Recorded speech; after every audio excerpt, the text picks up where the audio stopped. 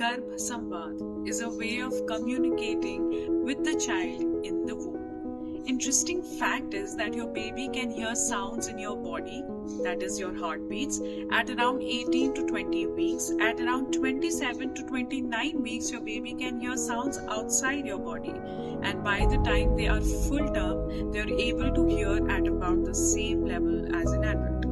When you start practicing this, a beautiful bond is created between you and your child. Also, when you talk to your baby, happy hormones or oxytocin are released, and these hormones travel and transfer to the baby through placenta and relaxes the baby in the womb. When to start this? Well, as early as possible.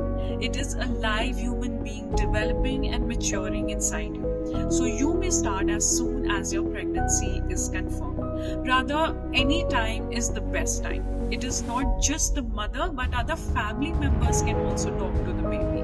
This will help the baby develop spiritually, mentally, socially, and physically. How do you practice this? Read the caption below. So mommies, don't forget to spend time visualizing, affirming, and talking to your baby. Take care of yourselves.